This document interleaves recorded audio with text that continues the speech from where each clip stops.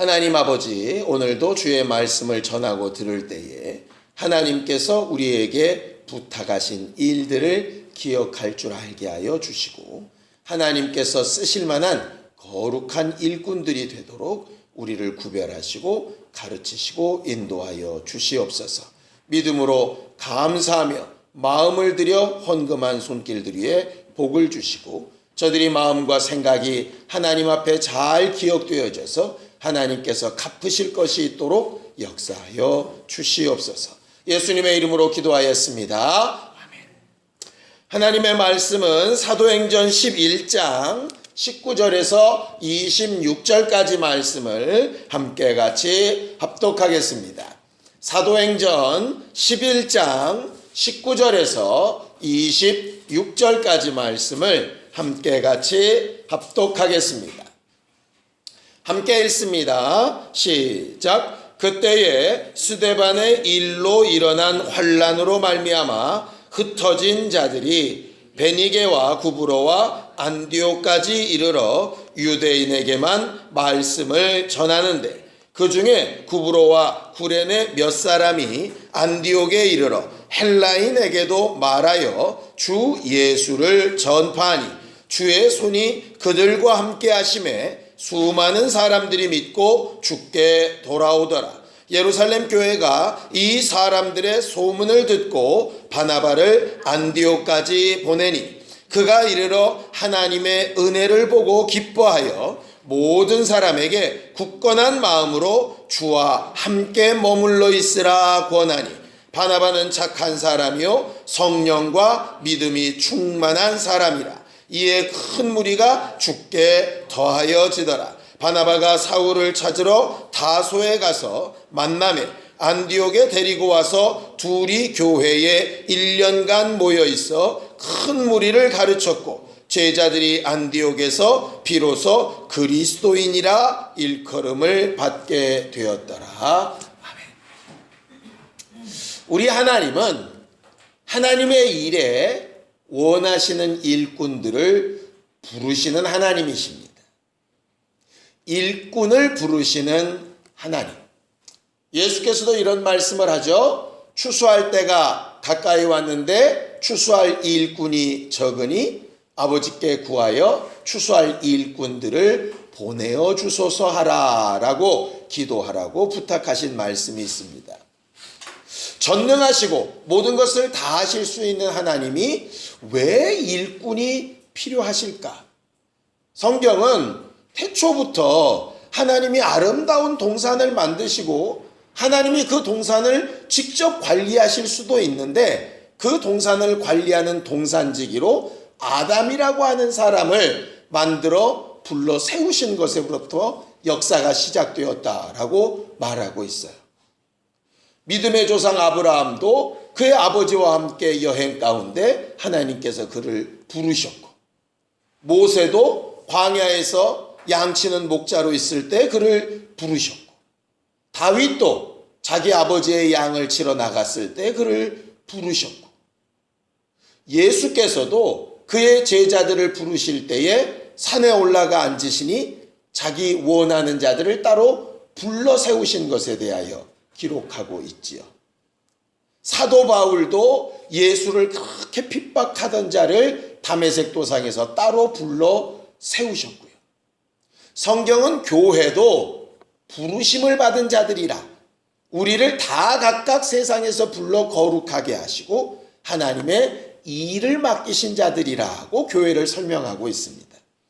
이렇게 하나님은 창세기 처음부터 교회 시대에 이르기까지 계속해서 하나님의 일꾼들을 찾으시고 부르시는데 왜 그러실까? 혼자 하셔도 되는데 성경은 우리에게 짐을 지우거나 힘들게 하거나 우리를 괴롭히려고 부르신 것이 아니라 하나님이 하시는 일에 동참해서 영광을 얻게 하시려고, 하나님의 좋은 것을 나누게 하시려고 이렇게 부르셨다라고 성경은 기록하고 있어요. 자, 성경을 좀 보겠습니다. 데살로니가전서 4장 7절입니다. 데살로니가전서 4장 7절입니다. 함께 읽겠습니다. 데살로니가전서 4장 7절입니다. 함께 읽습니다. 시작. 하나님이 우리를 부르심은 부정하게 하심이 아니요 거룩하게 하심이라고 이렇게 말하고 있어요. 하나님께서 여러 민족 가운데 이스라엘을 구별하셔서 부르신 이유는 그들을 거룩하게 하려 하심입니다. 여러 형제 가운데서 다윗을 불러 기름 부으신 이유도 거룩하게 하려 하심이지요. 많은 예수를 따르는 사람 가운데 12명을 불러 세우신 이유는 그들을 마지막 날 하나님과 함께하는 보좌에 앉아서 왕권을 가지는 영광을 얻게 하기 위해서 거룩하게 구별하신 것입니다. 우리를 부르시고 부르신 이들을 또 거룩하게 하시고 거룩하신 이들을 또 영화롭게 하셔서 우리를 거룩하게 하나님께 속한 사람들이 되게 하시려고 우리를 부르신 것이라 이 말이죠.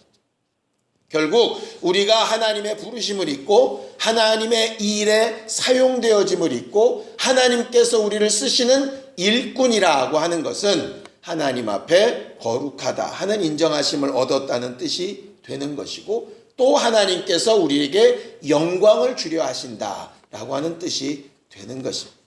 우리는 일생 동안 하나님의 일에 하나님의 영광에 함께 부르심을 받는 신령한 사람들이 되기를 예수님의 이름으로 축원합니다. 그런데 그 수많은 사람 가운데 그 수많은 민족 가운데 왜 하필 아브라함, 왜 하필 이스라엘, 왜 하필 하나님이 택하신 특별한 사람들을 고르셨을까? 그들에게는 무슨 특징들이 있었을까? 물론 성경은 특별히 잘난 것도 없고 정말 남들보다 뛰어난 것도 없고 미련하고 부족하고 연약해서 하나님이 채우시는 일들로 영광을 받으시려고 택하셨다는 말씀이 분명히 있습니다. 그럼 다 바보 같고 미련하고 모자라서만 꼭 택하셨을까? 사실은 그렇지는 않아요. 미련하고 모자라고 부족한 사람 가운데서도 하나님께서 쓰시는 특별한 몇 가지 성격들이 이렇게 있어요. 오늘 성경에서는 그 성격에 대해서 말하고 있습니다. 오늘 특별히 바나바라고 하는 그 바나바라고 하는 사람의 원래 이름은 요셉이라고 하는 사람입니다. 그런데 왜 바나바라고 하고 불렀냐면 바나바라고 하는 뜻은 뭐냐면 위로를 잘하는 사람이라는 뜻이에요. 별명입니다. 얼마나 위로를 잘하고 그를 만나기만 하면 사람들이 위로를 얻었든지 요셉이라는 이름보다는 바나바라는 이름으로 불려졌어요. 그 바나바라고 하는 사람을 가르쳐서 성령과 믿음이 충만한 사람이었다라고 이렇게 되어져 있습니다. 그래서 오늘은 성령과 믿음이 충만한 사람이라는 게 과연 누군가 하는 말씀을 좀 나누려고 그래요. 우리는 보통 성령 충만하다, 믿음이 좋다 그러면 오해인데 좀 강력하고 대차고 말도 좀 세고 행동하는 것도 좀 그러면 안 되지만 과격하고 막 으쌰으쌰하고 침도 좀 튀고 얼굴도 막 빨개지고 막 숨소리도 거칠고 좀 이래야 성령 충만하고 믿음 좀 있다 하는 사람처럼 느껴질 때가 간혹 있어요. 왜냐하면 우리가 봤던 스타일들이 대부분 그래가지고요.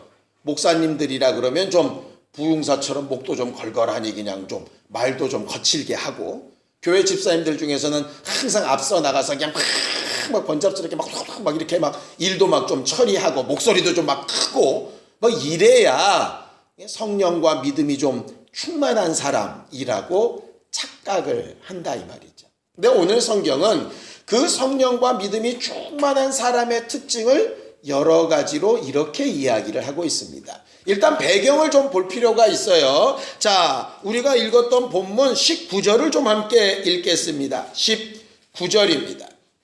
함께 읽습니다. 시작. 그때에 스데반의 일로 일어난 환란으로 말미암아 흩어진 자들이 베니게와 구브로와 안디옥까지 이르러 유대인에게만 말씀을 전했다 그랬어요. 그 당시에 예수께서 죽고 부활하셔서 승천하신 다음에 오순절날 성령이 임하시고 강력한 성령의 역사들이 일어나기 시작했습니다. 죽음을 두려워하지 않는 사도들과 성도들을 통해서 하루에 막 3,000명씩 회개하고 침례받고 성도가 되는 사람들이 늘기 시작했고요. 예루살렘 교회가 어마어마한 부흥을 이루었습니다. 어느 정도까지 부흥을 이루었냐면 기존의 성도들이 모든 재산을 다 내놓고 헌신을 해도 그들의 먹을 것조차 감당을 못할 만큼 그렇게 부흥을 했어요. 교회가 어마어마하게 커진 것이죠. 사도들뿐만 아니라 그래서 믿음과 성령이 충만한 안수 집사들 7명을 세워서 교회 행정과 설교를 분리해야 될 만큼 그만큼 교회가 조직적이고 부흥된 역사를 이루었습니다.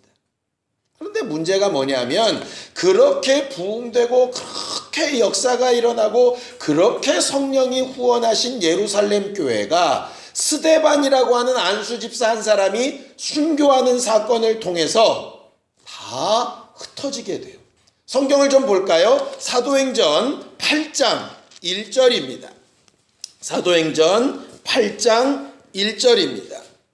함께 읽겠습니다. 시작. 사울은 그가 죽임당함을 마땅히 여기더라. 그날에 예루살렘에 있는 교회에 큰 박해가 있어 사도 외에는 다 유대와 사마리아 모든 땅으로 흩어지니라 그랬어요. 그 당시 기록에 보면 예루살렘 교회 성도들이 한 10만 명쯤 되었다고 해요. 그런데 사도 외에는 12명의 사도들 외에는 안수 집사들조차 다 흩어졌다 이렇게 되어 있어요. 이 얘기는 한 명도 없었다는 얘기가 아닙니다. 예수님의 동생인 야고보가 그 담임 목사로 남아있기는 했는데 몇몇 소수의 성도들 외에는요 거의 대부분이 다 흩어졌다는 얘기예요. 생각해 보십시오. 믿음이 있다면, 성령 충만하다면 박해가 있고 어려움이 있다고 교회를 버리고 떠나야 되겠습니까? 지켜야 되겠습니까? 우리가 생각하는 성령 충만, 우리가 생각하는 믿음은 교회가 어렵고 힘들고 박해가 와서 목에 칼이 들어오고 죽을 위기가 되면 믿음으로 죽기를 각오하고 거기를 지켜야지 믿음과 성령이 충만한 사람이라고 생각해요. 그런데 사도들 외에는 새로 전도되어지고 교회가 유지되는 일을 지켜야 되는 최소한의 사람 외에는 다 박해 때문에 흩어졌다는 거예요. 그럼 얼마나 잘못한 일이겠어요. 그런데 성경은 이 일을 잘못했다고 말하고 있지 않아요. 왜냐하면 창세기에도 하나님의 뜻은 이렇게 얘기합니다. 창세기 9장에 노아의 방주에서 나온 사람들에게 하나님이 뭐라고 얘기하시냐면 너희는 생육하고 번성하고 땅에 가득 차라. 이것이 내 뜻이다.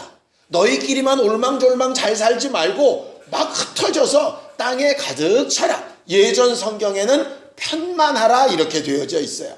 그런데 사람들이 언제 망하느냐? 바벨탑을 짓고 흩어지지 말자 이러다가 망했거든요. 교회를 지켜서 절대로 떠나지 말아라가 하나님의 명령이라면 믿음과 성령이 충만한 사람은 교회를 떠나면 안 됩니다. 그런데 하나님의 뜻이 예루살렘과 유다와 사마리아와 땅끝까지 가라가 명령이라면 가야 되는 것이 성령과 믿음이 충만한 사람입니다. 결국 하나님이 쓰시는 성령과 믿음이 충만한 사람은 뭐냐면요, 하나님의 말씀의 방향이 어딘지를 아는 사람이 성령과 믿음이 충만한 사람이에요. 으쌰하는 열심히 있는 사람이라는 뜻이 아니고요, 하나님이 지시하시는 방향이 어딘지를 아는 사람이에요. 예수께서 분명히 예루살렘의 성령의 역사가 커지게 되어지면 그 다음엔 유대와 사마리아와 땅끝까지 가라고 말씀하셨어요. 근데 예루살렘 교회가 부흥되어지고 으쌰으쌰하고 사람들이 세워지고 거기 먹을 것이 있고 사도들이 다 몰려있다 보니까 거기서 아무도 움직이려고 하지 않는 거예요. 박해가 났을 때, 도망갈 수밖에 없을 때 사람들은 선택하게 됩니다. 하나님은 나를 여기 남으라고 하시는가? 가라고 하시는가? 남으라고 한 사람들은 주의 명령을 따라 남았습니다. 사도들처럼. 예수님의 동생 야고보처럼. 하나님의 명령을 따라 가라고 응답을 받은 사람은 제 맘대로 가는 게 아니라 유대와 사마리아를 향해서 갑니다. 왜? 말씀이 그쪽을 향하여 가라고 하셨기 때문에. 그러면서도 자기들이 익숙한 대로 유대인에게만 말씀을 전하는 거예요. 왜? 예수께서 처음에 제자들에게 뭐라 그러셨냐면 이방인에게로 가지 말고 이스라엘의 잃어버린 자들에게 가라고 하셨기 때문에 그 말씀 때문에 유대인들에게만 전하기 시작한 거예요. 그런데 이름도 없는 몇몇 제다가 누구라고 기록도 안 남아진 몇몇의 성도들이 예루살렘과 유대와 사마리아 다음엔 땅끝인데 땅끝까지 가서 유대인에게만 전하라는 말씀일까? 아닌 것 같은 거예요. 그래서 구브로라고 하는 섬에서 출신인 작은 사람들, 구레네라고 하는 아프리카에 살던 그런 이방 족속들이 예수를 믿고 나서 헬라인들, 이방인들에게도 전하기를 시작하는 거예요. 문제는 뭐냐? 하나님께서 원하지 않으셨다면 전도가 안 됐을 텐데 주께서 함께 역사하셔서 많은 전도의 열매들이 맺혀지기 시작하는 거예요.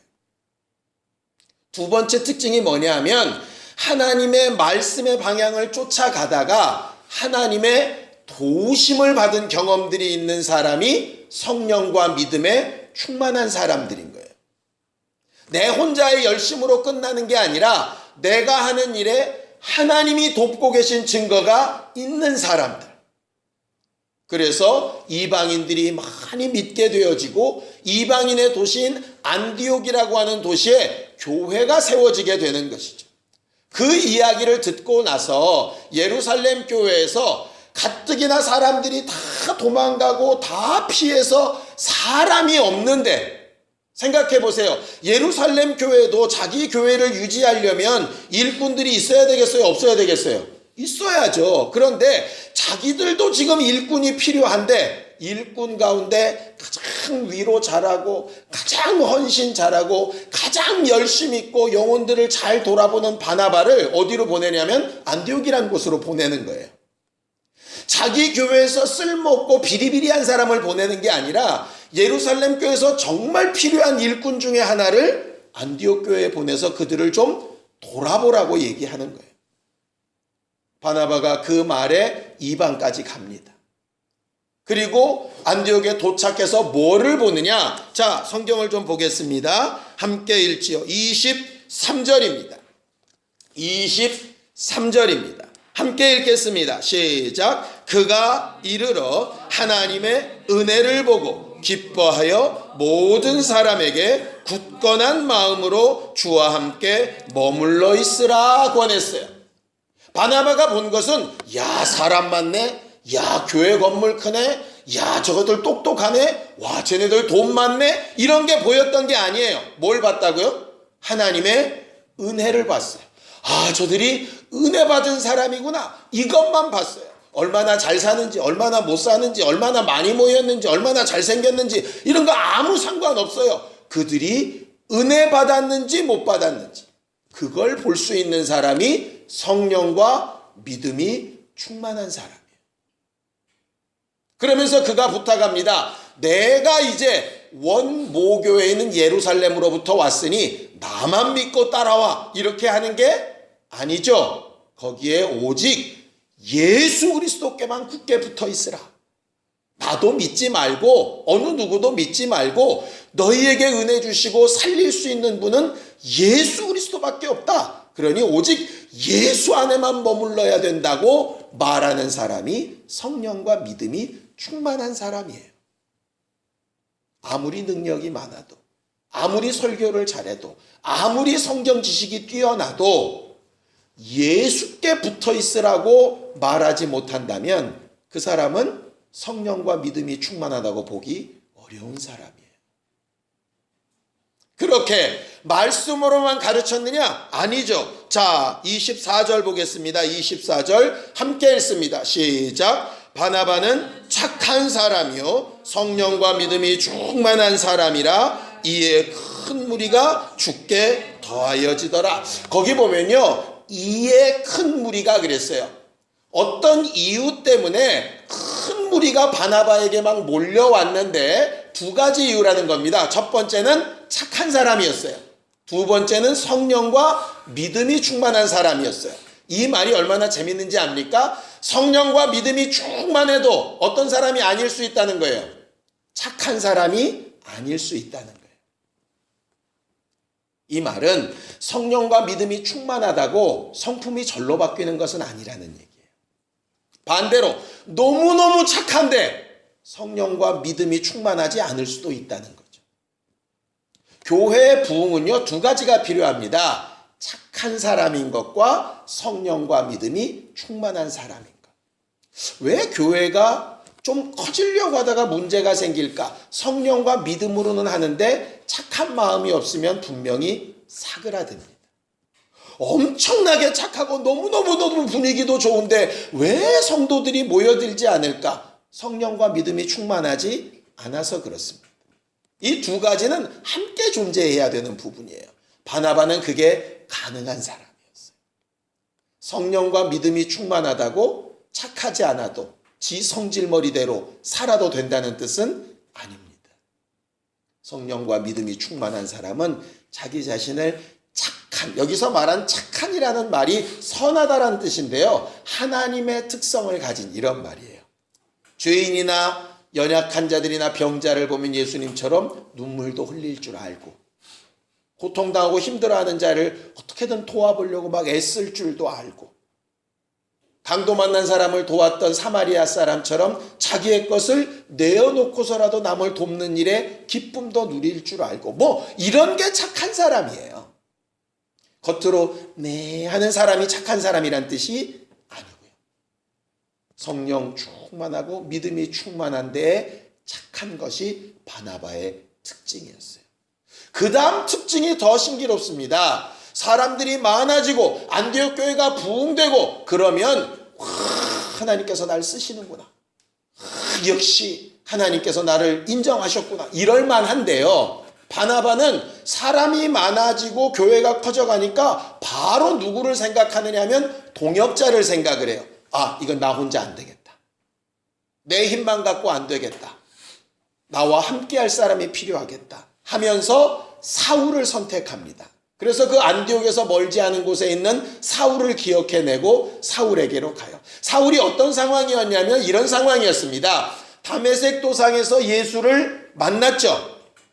예수를 만나고 나서 그가 아나니아를 통해서 눈이 열려지고 성령을 체험하게 되고 그가 막 기도하게 되고 그 다음에 예루살렘에 가서 전도하려고 했어요. 그런데 문제는 뭐냐? 예루살렘에서 사도 바울을 믿어주는 사람이 아무도 없어요. 저거 괜히 예수 믿고 예수 전한다고 거짓말하고 이중간첩처럼 예수 믿는 우리를 싹 이렇게 골라다가 잡아가려고 하는 거 아니야? 이렇게 생각할 수 있는 것이죠. 성경을 좀 볼까요? 자, 사도행전 9장 26절 27절입니다. 사도행전 9장 26절 27절입니다. 함께 읽습니다. 시작. 사울이 예루살렘에 가서 제자들을 사귀고자 하나 다 두려워하여 그가 제자됨을 믿지 아니하니 바나바가 데리고 사도들에게 가서 그가 길에서 어떻게 주를 보았는지와 주께서 그에게 말씀하신 일과 다메섹에서 그가 어떻게 예수의 이름으로 담대히 말하였는지를 전하니라 그랬어요. 사도들이 바울을 믿어주지 않는 거예요. 겁내하는 거예요. 그런데 바나바가 나서서 내가 보증하겠다. 어떻게 이게 가능했을까? 아까도 본 것처럼 바나바는 뭐를 볼 줄 아는 사람이었다고요? 은혜 받았는지를 볼 줄 아는 사람이었어요. 사도 바울이 기세등등하니 예수를 믿는 사람들을 잡아주기로 했던 그런 살기가 성령 받고 싸그리 없어졌을까요? 그렇지 않았을 거예요. 눈빛도 그대로고요. 표정도 아마 그대로였을 거예요. 그럼에도 불구하고 바나바는 그 안에서 은혜 받은 사실을 봤어요. 그래서 본인 스스로 보증해 주겠다고 얘기하는 거예요. 그래서 사도 바울과 사도들이 화해하게 되고 인정하게 됩니다. 그럼에도 불구하고 사도들의 입장에서는 그렇게 돌아왔다고 바로 직분을 주거나 바로 일을 맡길 수가 없었어요. 쉽게 얘기하면 이렇게 생각합시다. 어떤 사람이 신천지에 갔다가 회개하고 돌아왔어요. 돌아왔는데 갑자기 그 사람한테 교회를 맡길 수 없지 않겠어요. 그러니까 고향으로 돌아가서 그냥 별 일도 없이 그렇게 큰 역사를 보고 예수를 만나고 뒤집어지는 체험을 했는데도 계속 다소라고 하는 시골에 제대로 된 목회도 안 되는 자기 고향 교회를 섬기고 있었던 게 사도 바울이었어요. 그런데 그렇게 있는 사도 바울을 바나바가 기억해내서 안디옥으로 데려다가 그 안디옥에서 막 성도들을 함께 가르치는데 큰 무리가 함께 되어지는 역사가 일어나게 되어지죠. 바나바 한 사람뿐이 아니지만 이름도 없는 구레네와 구브로 사람 몇 명이 이방인에게 말씀 따라 복음을 전하기 시작했고, 그들을 통해서 정말 바나바라고 하는 귀한 영혼을 파송해주는 예루살렘 교회의 성도들이 있었고, 그 바나바는 가서 오직 은혜만 보고 예수께 붙어 있어야 되는 분명한 사실을 분별할 줄 알면서 사도 바울을 또 후원하게 되고, 결국 나중에 안디옥 교회는 어떻게 되냐면 이 바나바와 바울을 통해서 큰 교회로 성장한 다음에 그 교회가 이 바나바와 바울을 안수해서 선교사로 파송을 해요. 신기하지 않습니까? 지금까지 그 교회를 부흥시키고 왕성하게 만들고 정말 그 교회를 지탱하게 하는 기둥 같은 목사 둘을 다른 데 전도여행을 보내게 떠나보내준다고. 어떻게 그게 가능할까? 그 사람들을 본 게 아니라 바나바가 얘기한 것처럼 예수 그리스도 안에 붙어 있었기 때문에 가능했던 일이에요. 이 사람이 없으면 안 돼가 아니라 이 사람이 없어도 예수께서 주시는 은혜만 있다면, 우리가 예수 안에만 붙어 있다면, 제대로 된 교회라면 사람과 상관없이도 역사할 수 있다가 정답인 거예요. 결국 성령과 믿음이 충만한 사람들이 비록 겉모양은 박해를 받아서 도망가는 형상을 취해도 하나님의 뜻대로 갈 때에 하나님께서 형통하게 하셨고, 그 가운데 은혜 받아 교회가 세워지는 일들을 나타나게 하셨고, 그 가운데 또 귀한 일꾼들을 파송해주는 교회를 통해서 세워진 교회는 그렇게 귀한 영혼들, 그렇게 귀한 인도자들, 그렇게 귀한 일꾼들을 다른 영혼들을 위해서 파송하는 일에 절대로 부담스러워하지 않았다는 거죠. 왜냐하면 성령께서 인도해 나가시는 길과 방향을 너무나도 분명히 봤기 때문에 그렇다 이 말이에요. 우리가 정말 제대로 된 성령님께 인도받는 승리하는 삶을 사는 교회가 되기 위해서, 우리가 1년 동안 그 목적으로 달려왔는데 이제 마지막 달이니까 그렇게 되기 위해서 뭐가 필요할까? 진짜 성령과 믿음이 충만한 성도들이 되는 것이 필요한 거예요. 목사만 그렇다고 되는 문제가 아니에요. 온 교회가 그래야 되는 거예요. 생각해 보세요. 안디옥 교회가 바울과 바나바를 파송하려고 하는데 성도들이 반대했다면 가능했을까? 성도들은 보내려고 하는데 목사들이 반대했다면 가능했을까? 마음이 같았으니까 가능한 거거든요. 왜냐하면 목사들은 목사들대로, 성도들은 성도들대로 성령의 인도하심을 받는 일에 익숙했다 이 말이죠. 자기들의 욕심이나 자기의 편함을 따라서 간 게 아니에요. 말씀을 따라서 갔어요. 남들은 도망을 갔네, 어쨌네, 버렸네, 별의별 얘기를 다 하겠지만 각각은 하나님의 말씀을 따라갔어요. 사람이 우리를 판단해 주는 게 아니라 하나님이 판단하시는 거예요. 하나님의 도우심을 받을 수 있어야 돼요. 은혜 받은 사실을 돌아볼 줄 알아야 돼요. 예수께 붙어있는 사실을 분명히 할 수 있어야 돼요.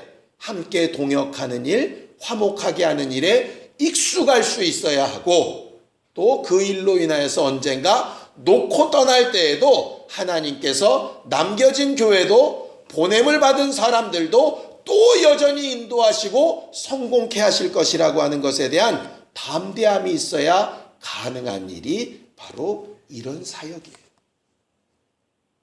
우리는 우리 교회가 이런 안디옥 교회와 같은 교회가 되어지기를 원합니다. 그런 성도들이 되기를 원하고 그런 착한 사람이면서 성령과 믿음이 충만한 목사, 그런 성도들이 되어지기를 예수님의 이름으로 축원합니다. 우리들이 이름들이 다 각각입니다. 요셉이라는 이름을 가진 것처럼 다 각각이지만 다른 이들에게는 믿지 아니하는 자들에게조차 위로 잘하는 사람, 저 사람을 만나면 평안해지는 사람, 생명이 막 샘솟는 사람, 저 사람을 만나면 살고 싶은 마음이 드는 사람, 저 사람이 믿는 예수를 알아보고 싶은 사람, 그런 바나바라고 불리우는 우리 모두가 되기를 예수님의 이름으로 축원합니다. 그런 교회가 될 수 있다면 이 세상에 다른 어떤 교회가 이렇네 저렇네 예수 믿는 자들이 되네 안 되네 별의별 말들이 많이 있어도 빛과 소금의 직분을 감당하는 것처럼 그렇게 주의 역사를 나타내며 증거할 수 있는 우리 모두가 될 수 있을 거예요. 난 아무것도 아니야. 나는 부족해. 나는 미련해. 나는 성령 충만한 능력이나 어떤 은사들도 없는 것 같아. 상관없어요. 그런 은사들로 택하셨다고 되어져 있지 않아요. 은사는 그가 우리에게 주시는 것이지 우리에게 은사가 있어서 쓰시는 것은 아니에요. 우리에게 오늘 성경에서 봤던 그런 특성들이 있어야 돼요. 무엇을 하나 해도 말씀의 방향이 어디지? 어떤 상황이나 현상을 봐도 겉모습보다는 은혜가 과연 그 안에 존재하고 있나? 나는 정말 예수께 제대로 붙어있는 사람인가? 나를 의지하게 하는 사람이 아니라 주를 의지하게 하는 사람인가? 착한 마음과 성령과 믿음이 충만한가? 나와 함께하는 동역자들과는 어떻게 행동하고 있나? 이것들이 우리 자신을 잘 점검해보는 계기가 되어져서 하나님께서 우리를 사용하시는데 도무지 부족함이 없는 주 예수의 일꾼들이 되어지기를 예수님의 이름으로 축원합니다. 함께 같이 기도하겠습니다. 하나님 아버지, 우리는 하나님께서 하나님의 영광과 함께하게 하기 위하여 우리를 부르신 것을 알고 주의 부르심에 합당한 일꾼들이 되어지기를 원합니다. 성령과 믿음이 충만한 사람들이 되게 하여 주셔서 우리의 삶을 통해 그리스도인이라 일컬어지기에 부끄럽지 아니하는 신령한 사람들이 되게 하여 주시옵소서. 우리의 별명도 바나바와 같이 위로를 잘하고 생명을 잘 전하며 교회를 살리고 하나님의 나라를 왕성케 만들며 영혼들에게 소망을 주는 신령한 사람들이 되어지기를 원하오니 우리와 함께 역사하여 주시옵소서. 이제는 우리 주 예수 그리스도의 은혜와 하나님 아버지의 극진하신 사랑과 성령님의 감동하시고 역사하시는 분명한 증거가 성령과 믿음이 충만한 사람이 되기를 원하는 우리 모두 위에 이제부터 영원까지 함께 있을지어다. 아멘.